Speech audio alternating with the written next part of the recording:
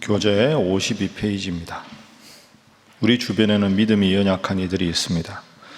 우리는 이분들의 믿음과 행함에 대해 좋지 않게 판단하거나 비난해서는 안 됩니다. 특히 음식은 절기 준수에 따라 금식을 할 수도 있고 안 할 수도 있습니다.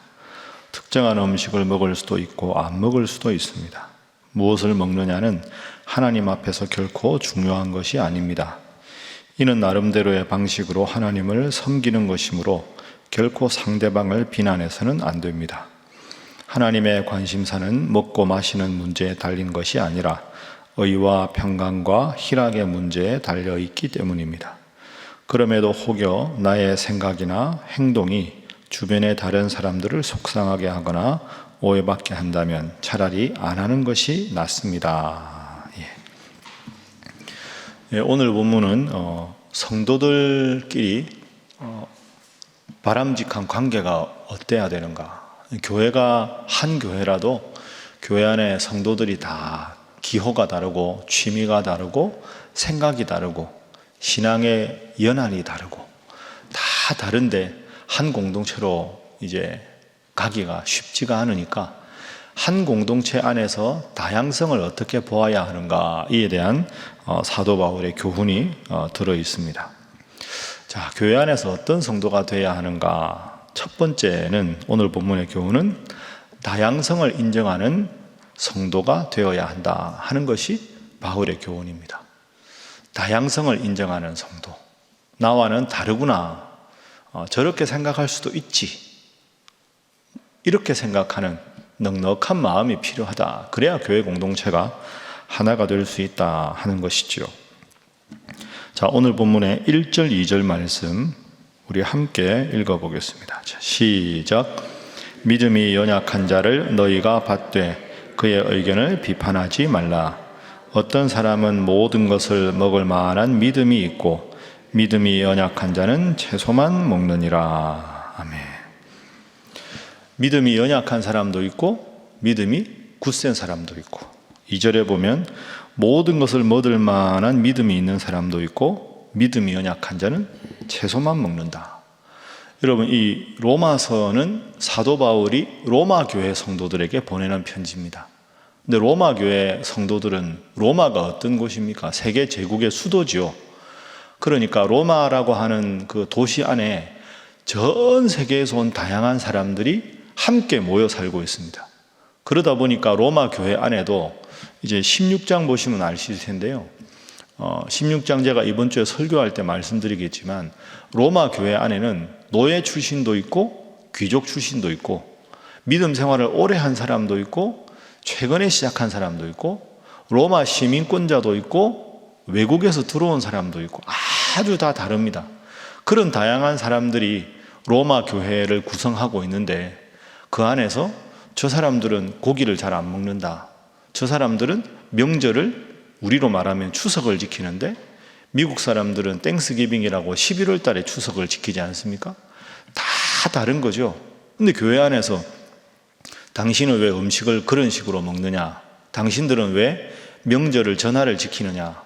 이런 비본질적인 것으로 다투기 시작하면 교회 공동체가 깨어진다. 그래서 예수님을 믿는 믿음이 중요하다 하는 본질적인 것은 일치하고 나머지는 음식에 대한 것이나 명절을 지키는 것이나 모든 것에 대해서는 비본질적인 것은 다 다양한 것을 인정하는 교회가 되어야 한다 하는 것이 사도 바울의 교훈입니다. 그래서 넉넉하게 다르다 하는 것을 인정하는 성도들이 되어서 로마 교회가 앞으로도 더 주님 안에 하나로 서가기를 바란다 하는 것이 본문의 교훈이지요.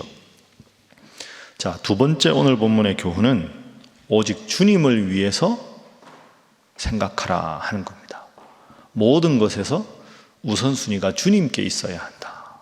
오직 주님을 위해서. 이거 아주 중요한 요절이 오늘 나옵니다. 다 중요하지만 자, 6절 말씀 보겠습니다.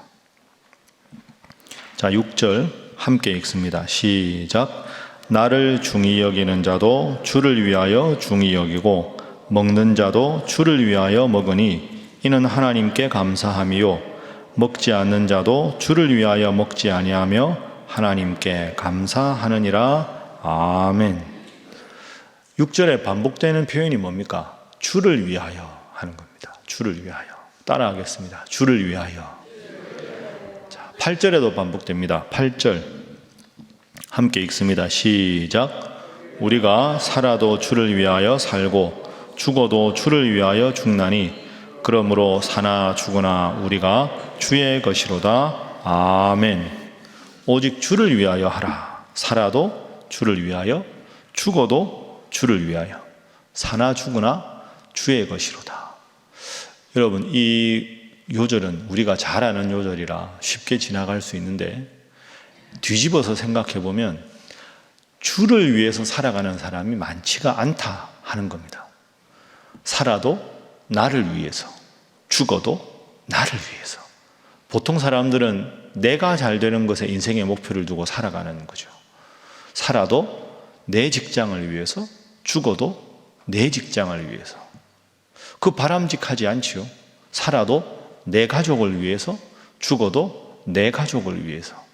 여러분, 이게 쉽지 않습니다. 주님을 위해서 살아간다는 게. 모든 일에 주님을 우선순위에 두고 살아간다는 게 쉽지가 않습니다.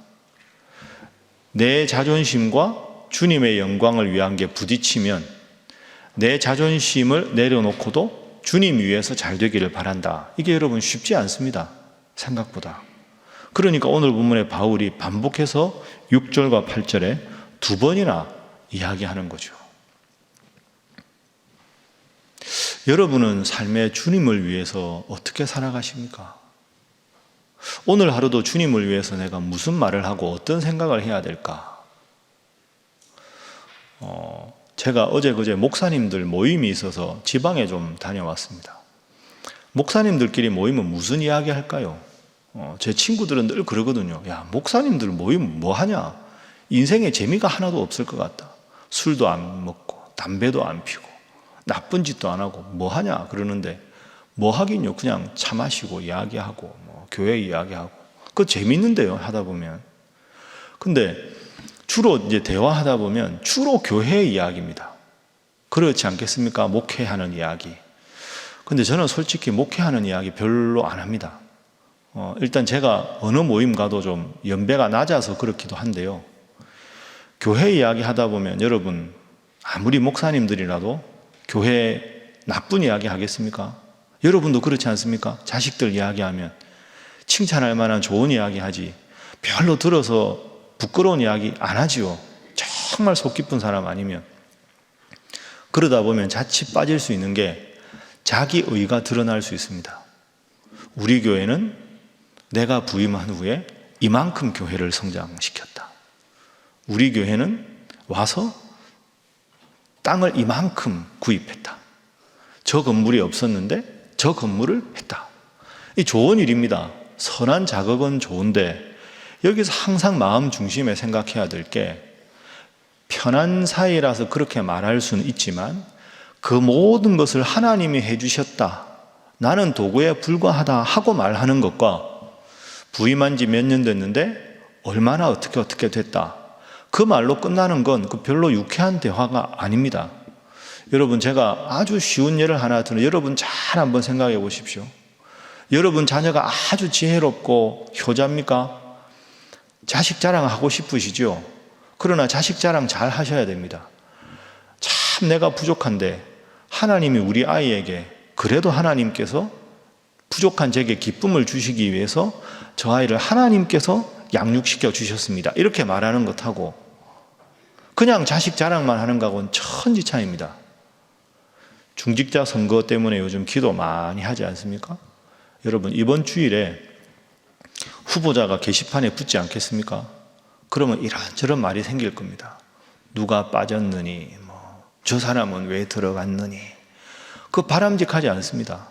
다 지난 주일날 말씀드린 대로 기도하고 정확하게 원칙을 세워서 다 후보자를 선정하고 부득이한 사정이 있는 분들은 또 빼고 다 그렇게 했는데 그걸 놓고 원칙이 흔들렸다느니 누구는 어땠다느니 그 바람직하지 않습니다. 만약에 그런 일이 있다면 하나님 앞에 목회하는 제가 하나님 앞에 꾸지람을 얻어야 될 일이지요. 교회가 하는 모든 일에 한 목소리가 돼야 되고 모든 것이 주님을 위한 게 돼야 되는 줄로 믿습니다. 그래서 앞으로도 교회 크고 작은 모든 일을 할 때, 또 여러분이 말씀을 하시고 행동을 하실 때 내가 이렇게 말하는 것이 주님을 위한 것인가, 나를 위한 것인가, 내가 어떻게 행동하는 것이 정말로 내 주인이신 주님께서 기뻐하시는 일인가, 내 인생의 모든 언행심사의 기준을 주님을 위한 것인가 아닌가에 둘 수 있는 여러분 되시기를 주님 이름으로 축복합니다. 그래서 때로는 주님 위해서 내가 이런저런 말이 오해가 생기고 구설수가 생겨도 너무 걱정하지 마십시오. 주님을 위한 여러분의 마음이 분명하면 그건 주님께서 주님의 때에 해결해 주실 줄로 믿습니다. 그게 믿음입니다. 내 하고 싶은 말 다 하고 내 입장 다 말했는데 그것 때문에 상대방이 상처를 받고 더 불편하고 관계가, 그러면서 주님의 이름에 땅에 떨어지는, 그거 주님 원하시겠습니까? 예수님 보십시오. 마지막까지 가룟 유다가 자신을 팔 것을 아시면서도 묵묵히 요한복음 13장에 보면 끝까지 가룟 유다를 사랑하셨습니다. 십자가 달리시기 전에 예수님의 그 12명의 제자들 다 도망갈 걸 아시면서도 끝까지 그들을 챙기신 게 예수님입니다. 왜 그러셨을까요? 하나님께서 나를 향한 뜻이 십자가라면 그 뜻만 묵묵히 실천해 나가겠다. 제자들 보면 속상하기도 하고 마음 아프기도 하고 가룟 유다 보면 인간적으로 참 힘드셨겠지만 하나도 중요한 게 아니다. 나를 향한 하나님의 뜻을 실천하는 것만 중요하다. 따라합니다. 살아도 주를 위하여, 죽어도 주를 위하여 꼭 기억하시고 살아가시기를 주님 이름으로 축복합니다. 마지막 세 번째 교훈은 교회와 성도의 덕과 유익을 끼치게 하소서 하는 것입니다. 우리 교회, 신일교회와 우리 다른 성도들에게 덕과 유익을 끼치게 하소서.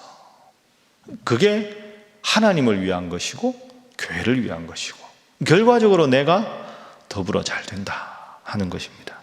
그러니까 주를 위해서, 교회를 위해서. 자, 오늘 본문 말씀에 많이 나옵니다. 자, 15절 말씀. 만일 음식으로 말미암아 내 형제가 근심하게 되면 이는 내가 사랑으로 행하지 아니함이라. 그리스도께서 대신하여 죽으신 형제를 내 음식으로 망하게 하지 말라. 음식이라고 예를 들었는데, 예를 들어서 술을 한번 생각해 보시죠. 여러분 술 좋아하십니까? 라고 제가 물을 수는 없지 않습니까? 술, 담배 그거 해도 천국 가는 거 지장 없습니다. 술 먹는다고 구원을 못 받습니까? 그런 거 전혀 아닙니다. 그런데 예를 들어서 술을 먹는다, 담배를 피운다, 나는 믿는 믿음과 아무 관계없다, 독일 사람들은 물보다 맥주를 마시지 않냐, 이게 뭐가 문제냐, 이렇게 생각할 수도 있습니다. 절대적인 게 아닙니다. 그런데 왜 기독교에서는 술, 담배를 하지 말라고 하느냐? 구원의 문제는 아니지만 덕이 되지 않는 행동이다. 내가 예를 들어서 마음이 참 힘들다, 이러면 먼저 하나님 앞에 기도하는 생각이 들어야 되는데, 스트레스 때문에 안 되겠네 하고는 나도 모르게 담배부터 꺼낸다.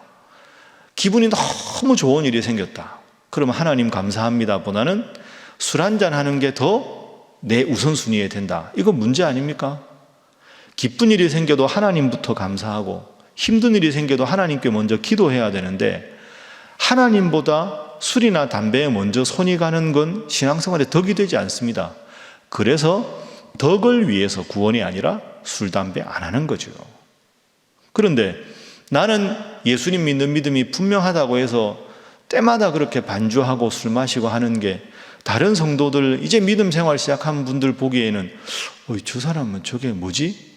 해서 예수 믿는 사람들의 기준이 흔들리고 믿음이 약해진다면 나는 술을 안 먹는 자유를 택하겠다, 담배를 안 피우는 자유를 택하겠다. 그게 예를 들어서 15절입니다. 20절. 음식으로 말미암아 하나님의 사업을 무너지게 하지 말라. 만물이 다 깨끗하되 거리낌으로 먹는 사람에게는 악한 것이니라. 21절 고기도 먹지 아니하고 포도주도 마시지 아니하고 무엇이든지 내 형제로 거리끼게 하는 일을 아니함이 아름다우니라. 할 수 있지만 안 하는 자유. 한번 따라해 보시죠. 안 하는 자유, 못 하는 자유. 이거 두 개 구분하셔야 됩니다. 기독교인들은 안 하는 자유를 택하는 거죠. 여러분, 술을 못 먹는 게 아니라 안 먹는 겁니다. 예수 믿는 사람은 덕이 안 되니까. 못 먹는 건 아예 체질이 안 받는 거고, 안 먹는 건 먹을 수 있으나 덕을 위해서 안 먹는 자유를 택하는 거죠.